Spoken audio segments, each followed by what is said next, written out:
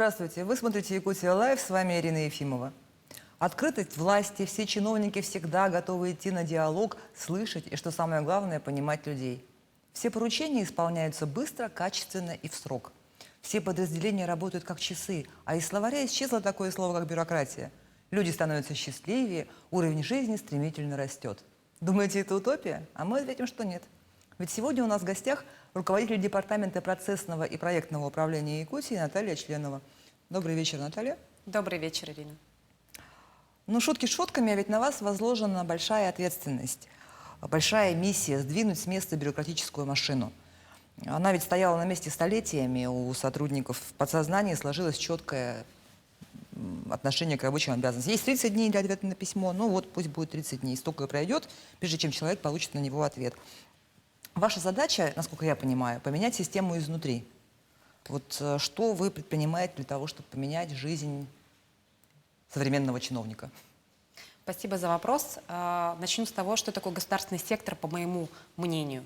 На самом деле это огромнейшая корпорация, аналогов которых сегодня практически нет. По количеству людей, задействованных в ней, по количеству компетенций, квалификаций, отраслей, в которых работает эта огромнейшая корпорация.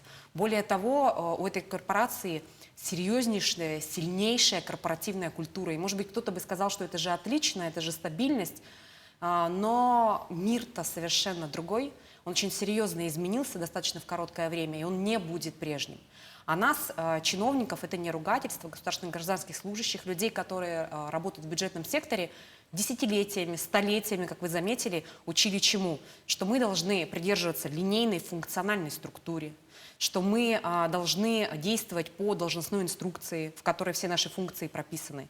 Мы должны руководствоваться отчетами, и вся наша жизнь – это отчетность на самом деле на те поручения, которые нам даются. И мы сегодня понимаем, что сегодня уже так не работает. И шанса, что ничего не изменить, абсолютно нет. И абсолютно однозначно можно сказать, что нам придется измениться. Мы вынуждены пройти эти изменения. Потому что если мы не изменимся, то абсолютно однозначно мы не будем успешной корпорацией. Несмотря на то, что у нас там нет конкуренции условно. Но вместе с тем у нас очень серьезные задачи. Такой задачи ни у кого нет, потому что те клиенты, которые у нас есть, наверное, ни у одной корпорации такого количества клиентов нет. Это все наше население, которое сегодня с очень высокими требованиями к нашей корпорации. И мы под надзором контрольно-надзорных органов. У нас очень серьезные обязанности на нас возложены, обязательства и ожидания, самое главное, от главного клиента, это от того человека, который проживает на территории республики. Поэтому, безусловно, большая работа нами проводится. И здесь хотелось бы сказать о том, что у нас, как бы это странно не звучало, но, наверное, Якутия была первая, где нормативно была закреплена такая структура управления, как лаборатория. Лаборатория государственного управления 4.0, которая отличается от функциональной структуры или проектной команды тем, что мы точно понимали, что нужно меняться, нужно изменить систему, абсолютно однозначно.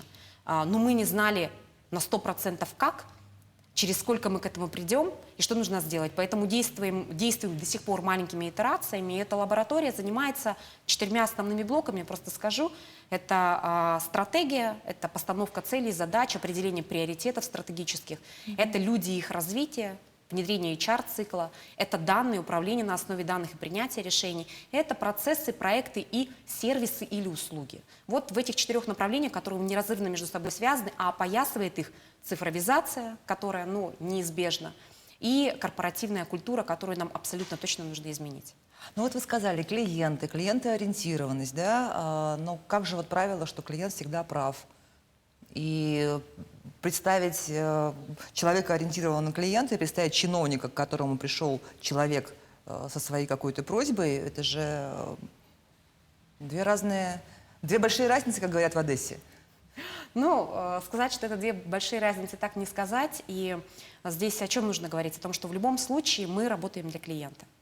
Наша заработная плата строится из средств клиента, его налогов. Поэтому наша цель призвана, чтобы жителю республики было комфортно. Мы ему должны обеспечить эти условия. Поэтому хотим мы этого или не хотим, но запрос населения, он будет высоким, он будет расти, и нам нужно подумать, что сделать для того, чтобы отвечать на этот запрос быть конкурентоспособным и сделать так, чтобы нашему человеку было комфортно, удобно, и он был удовлетворен нашими действиями. Я хочу напомнить, что мы работаем в прямом эфире, и задать вопрос гостю можно прямо сейчас, позвонив в студию по номеру 8 41 12 42 14 39, или отправить текстовое сообщение на номер горячей линии мессенджера WhatsApp по номеру 8 914 235 0502. Наталья, вот вы работаете с аналитикой, собираете данные, анализируете, потом выдаете какие-то рекомендации. Может, расскажете о каком-то внедренном решении, которое повлекло за собой ощутимые изменения? То есть там история успеха какая-то есть у вас? Но, безусловно, это инструменты, которые мы используем в нашей работе. И на самом деле я всегда говорю, вот, ну, до этого говорила, что мы корпорация, мы не просто там чиновники. И понятно, что у нас такие же цели, как и у корпоративного сектора. Мы хотим, чтобы услуга наша стоила дешевле. Мы хотим больше времени тратить на аналитику, а не просто сбор данных. Поэтому, ну вот, наверное, одной из историй успеха является ситуационный центр главы. Это не новое понятие. Может быть, кто-то скажет, что ну, понятно, он давно уже внедряется, давно уже существует.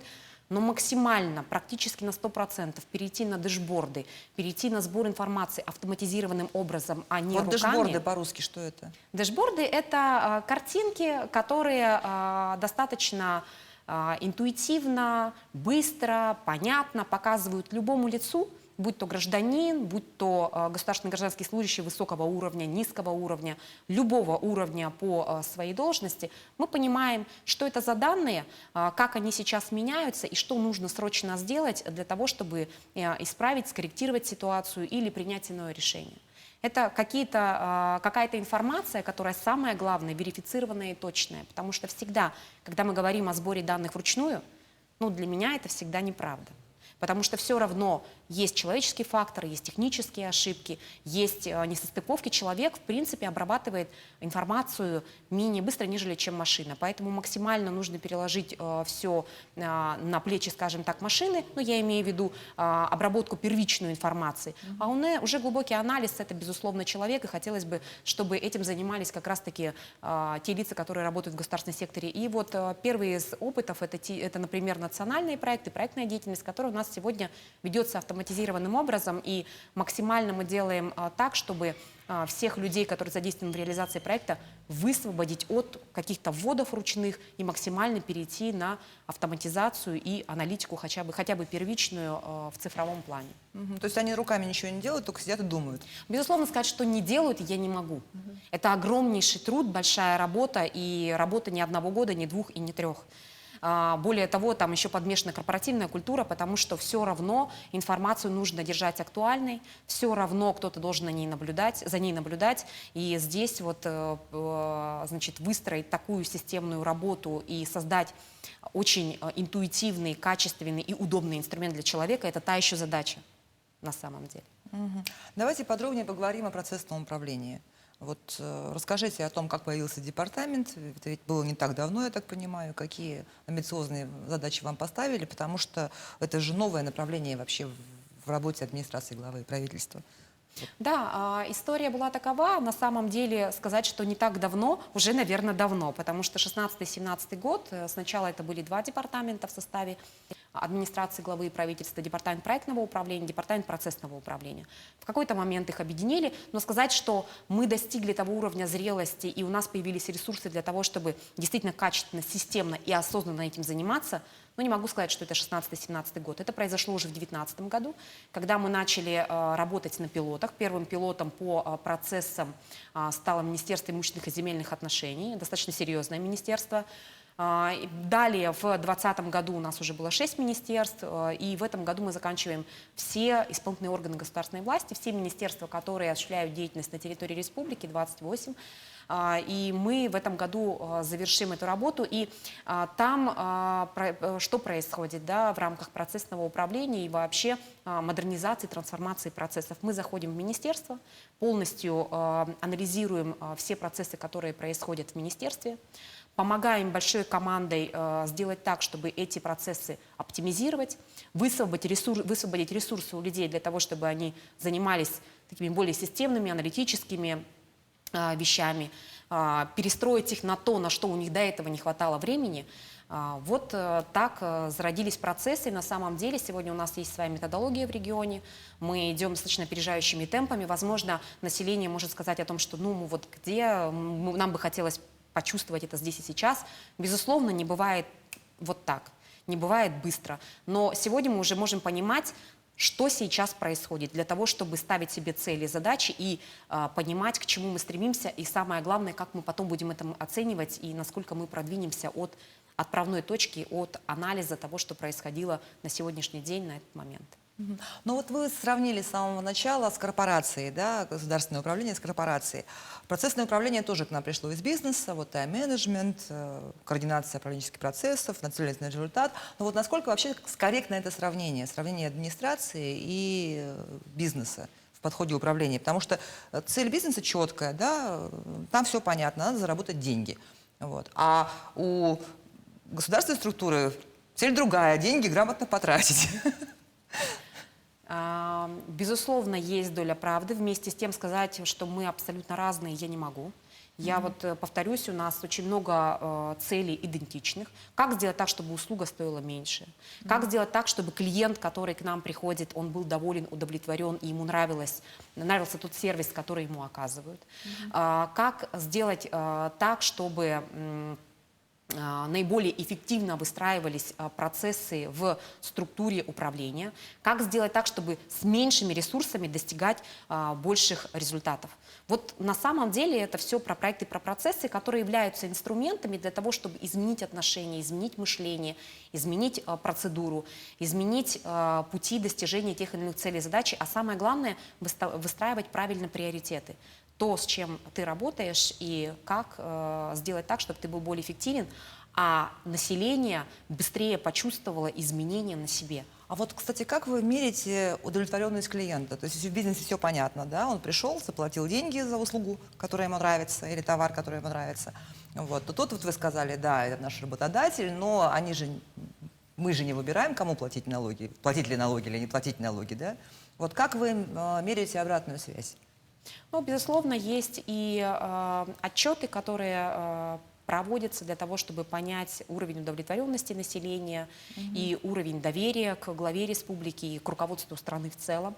Поэтому есть целая методология, мы эти отчеты получаем, мы их смотрим и коррелируем свою деятельность с тем, как считает население, насколько ему комфортно и насколько качественно сейчас работает власть, которая нацелена на своего клиента. Поэтому, безусловно, есть очень много отчетов, которые мы видим и можем скорректировать свои действия под это. Вот если говорить о проектном управлении в органах власти, то там три вида деятельности, да, три направления. Это функциональная активность, проектная деятельность, операционные процессы. Безусловно, они все три важны и нужны, чтобы все работало как часы, но а вот с чем вам приходится бороться, каких активностей нужно добавить? Ведь нужно уметь работать с проектами, там есть четкие рамки, четкие задачи. Ну, я считаю, что планировать государственная гражданская служба точно умеет. Но, к сожалению, когда перед нами некий противник, то любой план об этого противника разбивается. И здесь нужно понимать, что нужно использовать другие инструменты, методы. Я говорю, сейчас информация абсолютно по-другому доносится, обрабатывается, задачи ставятся очень быстро. Я вот приведу простой пример. Да? Например, если раньше, чтобы в работу к государственному гражданскому служащему поступило обращение, нужно было, чтобы наш клиент, человек пошел, написал заявление, отнес в орган государственной власти. Сейчас же все не так. Сейчас, кроме тех обращений, которые нам приносят на бумаге, есть куча обращений в социальные сети, мы все их обрабатываем сегодня. Мы на них отвечаем, более того, уже далеко не в 30-дневный срок. У нас сжатые достаточно сроки, и все это ложится на плечи, скажем так, чиновника. Чиновников больше практически не становится. Задач становится все больше и больше. Мы понимаем, что нам нужно перестраиваться. Мы понимаем, что проектные методы, еще раз, это инструмент, мы просто понимаем, что нужно по-другому выстраивать межведомственное взаимодействие и сегодня объединять свои компетенции на решение той или иной задачи. Потому что вызовы, они достаточно серьезные. Но со скоростью ответа как бы понятно, да, сейчас стало это гораздо быстрее, там другие сроки, та же система OneClick, тот же в госуслугах сервис, да, тот же ЦУР, там, так далее. Вот. А качество ответов, оно меняется как-то, за этим кто-то следит? Безусловно, за этим следят, и сейчас появление Центра управления регионом, в котором вот вы вспомнили, да, и другие структуры и инструменты, которые сейчас реализуются, они же не просто нацелены на то, чтобы дать ответ гражданину, они нацелены на то, чтобы проанализировать, сколько по аналогичному обращению поступает, вопросу поступает обращений, и если это не исключение, а система, значит, в этом направлении нужно поработать уже по-другому. И нужно искоренять, менять систему и что-то трансформировать для того, чтобы население увидело, что, во-первых, мы среагировали, изменилась ситуация в этом, и население перестало обращаться по той или иной проблеме. Но мы тоже в этом заинтересованы, потому что если по одному и тому же обращению поступают постоянно определенные жалобы, то это в том числе расходование нашего ресурса и нашего времени, которое мы могли потратить на другие вещи. Поэтому это просто сигналы, и мы научились эти сигналы ловить, сигналы анализировать и системно работать с их решением. Хорошо. Но вот для того, чтобы воплощать задумки в жизнь, что-то менять, огромную роль играют сами участники этого процесса, люди. Вот вы знаете, как бывает, там, район благоустроили, а людей поменять забыли, да, и поэтому все лавочки заняты гуляющими компаниями там, и так далее. Вот как сотрудники, насколько они готовы воспринимать эти изменения? Очень серьезный вопрос. Он очень серьезный, потому что нужно быть честными. Не все люди готовы к изменениям, не все люди готовы работать совсем в другой структуре, не все люди готовы брать на себя больше обязательств, чем прописано в их должностной инструкции, что является сегодня нормой, догмой, и по-другому нельзя. Не все люди готовы сегодня перестроиться и уйти в другие сферы. Вместе с тем у нас есть ответственность за этих людей, и мы понимаем, что в случае, если мы перестраиваем систему, структуру, перестраиваем те задачи, которые мы ставим перед людьми, значит, мы этим людям должны помочь обучиться, развиться, перестроиться, ну и если это не получается, то поддержать их, помочь им переобучиться, узнать другие навыки, компетенции, знания и направить их силы в другое русло. Потому что на самом деле это ведь достаточно компетентные люди, просто которым может быть даже некомфортно. Но здесь вот поэтому мы говорили об HR, мы поэтому говорили об обучении, о людях очень много говорили, и вот в лаборатории госуправления 4.0, о которой я сказала, вот там как раз и стоят задачки и гипотезы о том, как сделать так, для того, чтобы максимально сохранить людей, перестроить их, направить их силы в систему, потому что это очень опытные люди на самом деле. И как сделать так, чтобы им было комфортно. И еще одна проблема. Очень часто, когда человек уходит из государственного сектора, он приобретает, может быть, иногда статус-кво, и мы думаем, что вот, наверное, он больше не вернется. Но в корне неправильно, потому что человек, который уходит, он уходит в том числе потому, что, может быть, ему сейчас некомфортно, или он ощущает, что он перерос свою должность. И тогда мы тоже его должны включать в резерв, иметь его в виду. И в случае, если он набрал компетенции, и у нас для него появилась новая задача и новое направление, значит, мы должны его возвращать и максимально направлять на благо. Ну, смотрите, если говорить о компетенциях, о там, начальниках каких-то, о людях, которые вот в резерве стоят, это одно, да?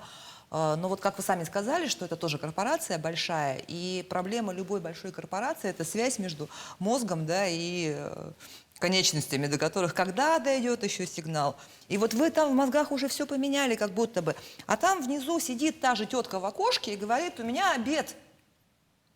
Я пошла. Вас много, а я одна. Вот с этим что делать? Безусловно, есть некие разрывы, потому что сказать, что мы системно можем обучать сразу все слои и блоки, ну, тяжело, наверное. Я вас бы обманула, наверное, если бы я так сказала.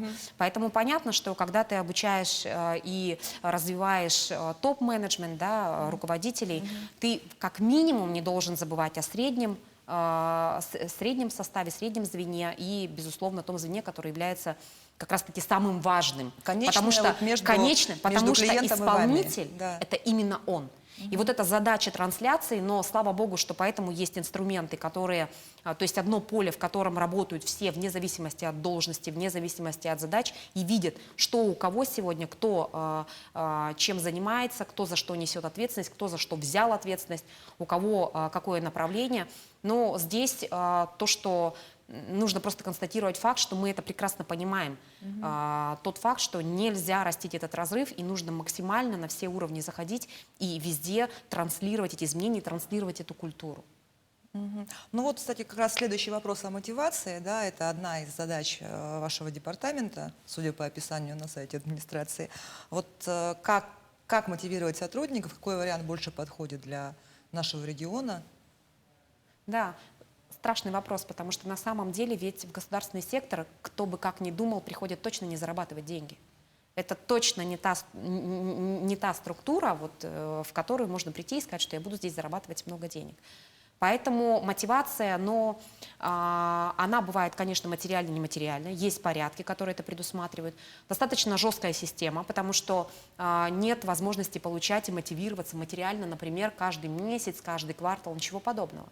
Эта мотивация приходит и через год, через полтора при достижении каких-то серьезных результатов, потому что можно мост строить условно, да, какой-то, но не построить.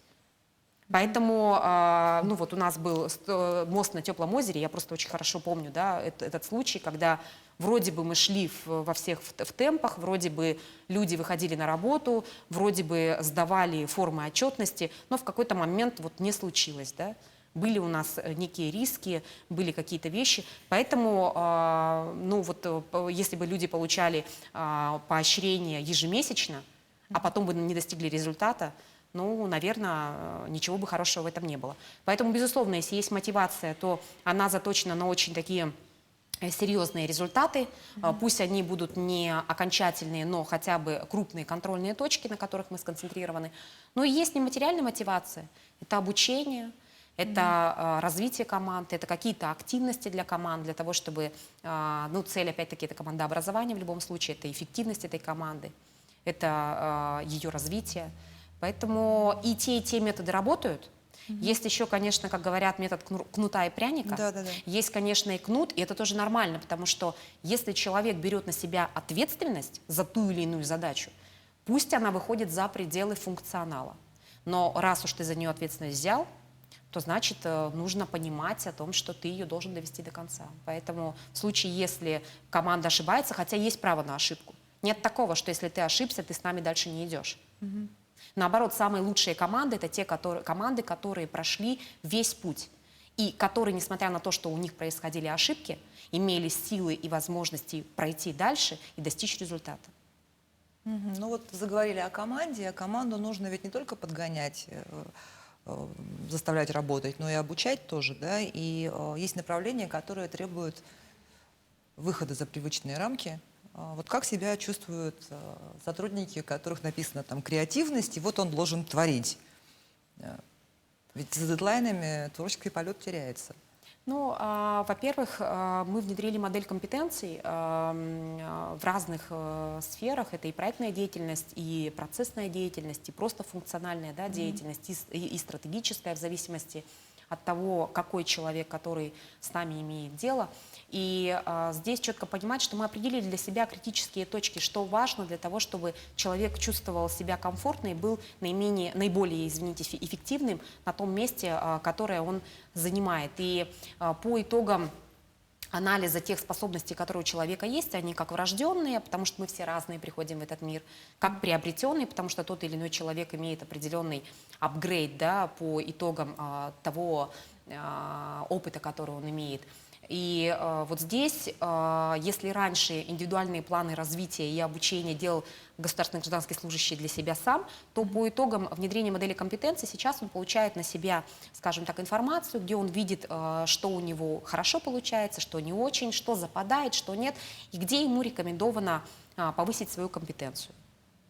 И вот таким образом мы мотивируем людей к развитию и даем возможности для того, чтобы в рамках дедлайнов, они есть у всех, в любых секторах, коммерческий, некоммерческий сектор, для того, чтобы он развивался и занимался тем, что ему очень нравится, для того, чтобы эффект был совершенно другой.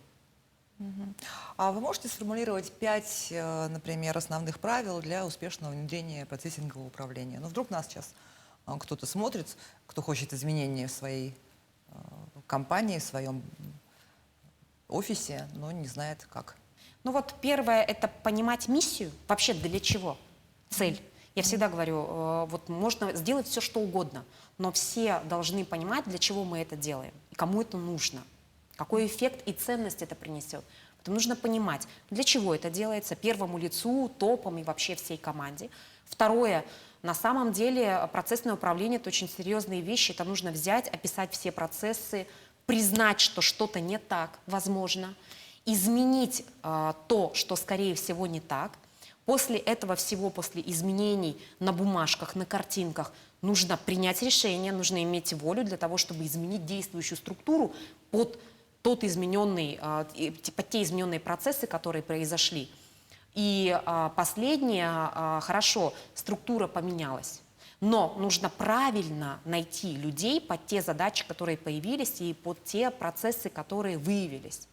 И здесь очень важно оценить правильно людей, понять, какая у них мотивация, какие у них возможности, и правильно на свои места поставить этих людей. И тогда я думаю, что все будет хорошо, но, есть опять но, да, но, нужно понимать, что это процесс, который должен продолжаться постоянно. Он не заканчивается.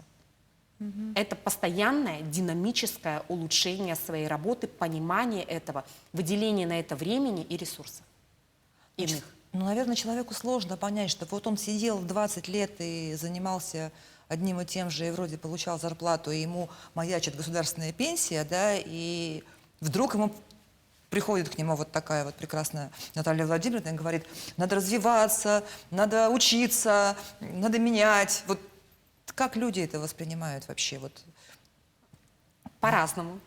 Все люди разные на самом деле. Вот мне кажется, ну просто большинство же людей, они же привыкли к стабильности. Безусловно. Тем более люди, которые пришли на государственную службу. Вот вы сказали, они пришли не за деньгами, да, они пришли за стабильностью, за пенсией. Я так не думаю. Я, наверное, не соглашусь, что они пришли за стабильностью и за пенсией, потому что на государственной службе на самом деле не так стабильно, как кажется. Абсолютно не так стабильно, как кажется. Мы вместе знаем, о чем мы говорим, мы там работали.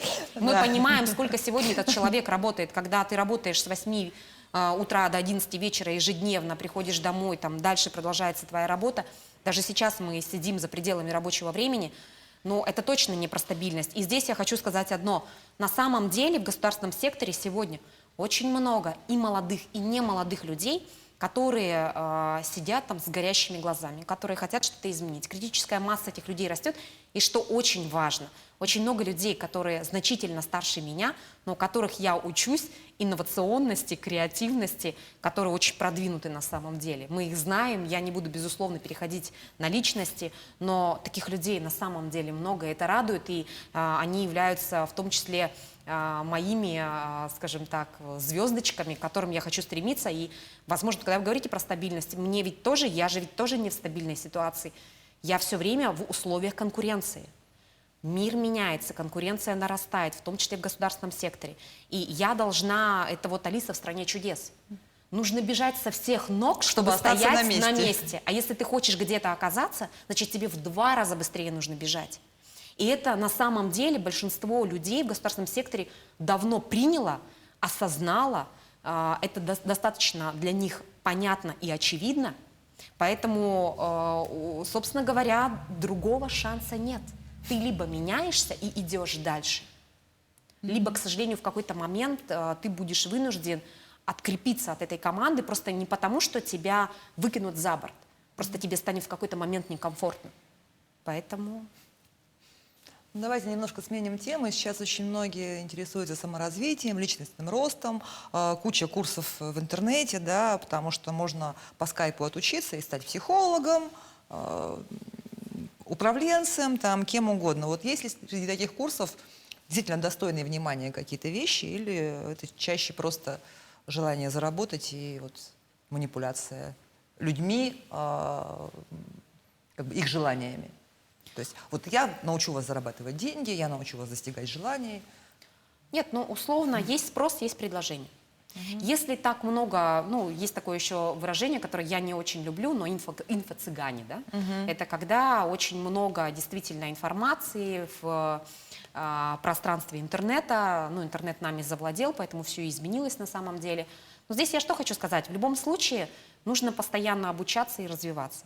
Что ты для себя выбираешь, Это второй вопрос. И на самом деле, когда у тебя мало опыта, ты смотришь все, воспринимаешь все, впитываешь как губка. С нарастанием опыта ты просто начинаешь фильтровать что-то, выбирать, что тебе интересно, что менее интересно, что более интересно. И здесь сказать, что и сегодня, слава богу, можно получить очень много знаний не за деньги. Потому что сейчас очень много бесплатного контента, бесплатной информации в социальных сетях, там, в интернете и так далее. А что касается таких серьезных вещей, но здесь уже нужно понимать, какие цели и задачи ты перед собой ставишь и в каком направлении ты развиваешься. И выбирать для себя действительно зарекомендовавших себя либо институты развития, либо университеты, либо академии. Сейчас, кстати, к счастью, очень много продуктов, они называются микроволновки, очень быстрые. Когда ты быстро можешь переквалифицироваться, быстро узнать что-то новое.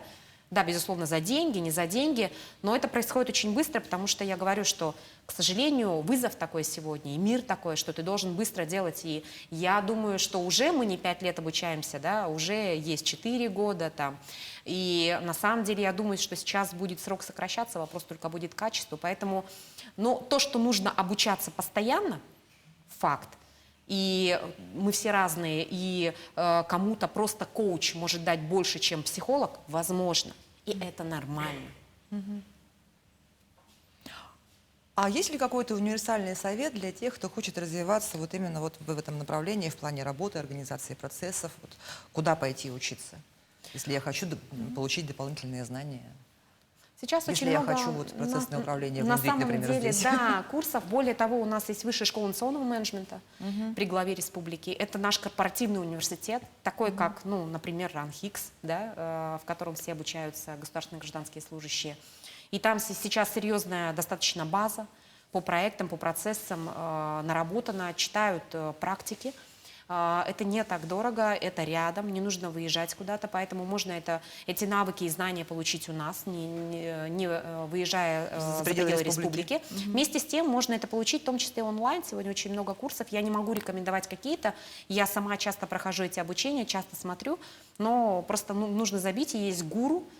Каждый в своей сфере, отрасли, он знает. Но более того, мы открыты на самом деле. Если кто-то захочет, он может к нам присоединиться, стать лидером того или иного направления. Мы обеспечим его ресурсами, поддержим. В случае, если действительно глаза горят, есть команда. И это не связано только с государственным сектором. Мы сегодня в том числе работаем и с просто стартапами или с командами, которые в корпоративном секторе. Мы им помогаем, обеспечиваем ресурсами, насколько мы можем. Поэтому... Давайте еще по нацпроекты поговорим, пока время остается, потому что вы мониторите реализацию нацпроектов. Вот давайте выясним для начала, для чего это было придумано, и вот это такое процессное управление страной.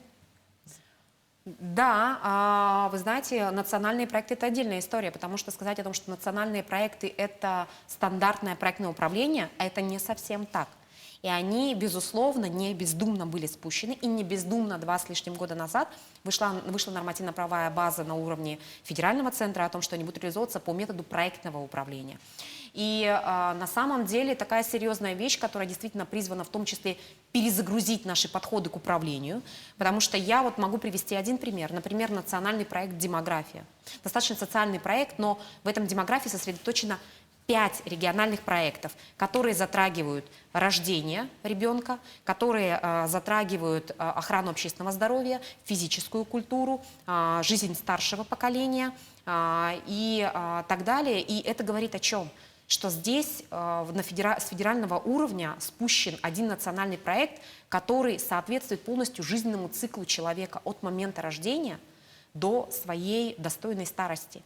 И вот здесь действительно они призваны к тому, чтобы объединились все государственные гражданские служащие, бюджетный сектор, внебюджетный сектор, для того, чтобы достичь одной простой цели, и чтобы все сервисы, которые сопровождали человека на протяжении его жизни и в рамках этого национального проекта, чтобы они передавались, и все сервисы были стройно, струйно, системно выстроены. И здесь, конечно, изменение мышления, как сделать так, чтобы от начала жизни человека до старости он был сопровожден и не чувствовал себя одиноким, и понимал, что государственный сектор рядом, и он помогает ему на этом пути.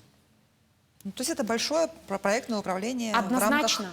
Однозначно. страны. Систематизированная и призванная к тому, чтобы те люди, которые реализуют функции государственные, немножко по-другому посмотрели на это и немножко другие методы начали, не немножко, конечно, серьезно другие методы начали использовать для того, чтобы изменились сервисы, подходы, которые необходимы для населения и для поставки услуги до конечного клиента. Ну и напоследок, может быть, расскажете, над чем сейчас работаете? То есть, ну, может, есть какой-то там амбициозный проект, который вот-вот воплотится в жизнь?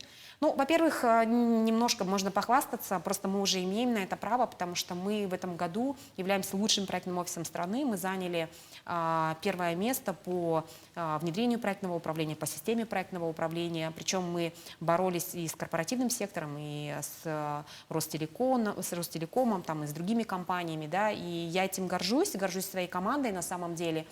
И на сегодняшний день мы чувствуем себя силы для того, чтобы возглавить, например, на Дальнем Востоке внедрение проектного управления, собрать те практики, которые есть, и обмениваться ресурсами, потому что один в поле не воин. И когда армия растет, в том числе территориально, значит, концептуально, там, по своим знаниям, навыкам, умениям, качественно, то это здорово. И я считаю, что и мы много для себя привнесем и для жителей там, Дальнего Востока.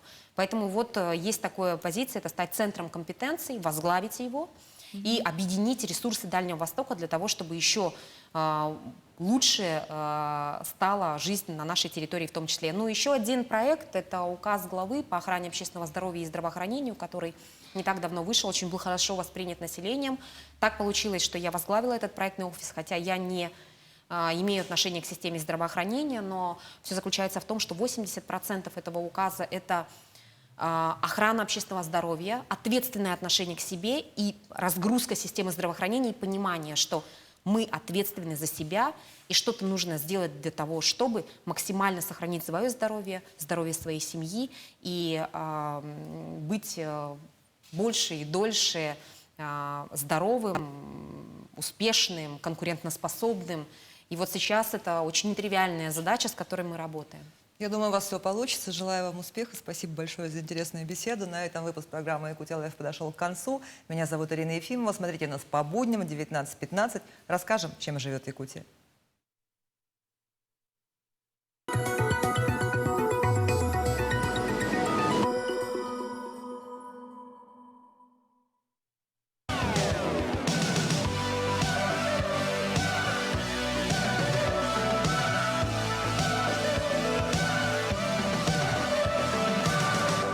Джинса с нами теплее.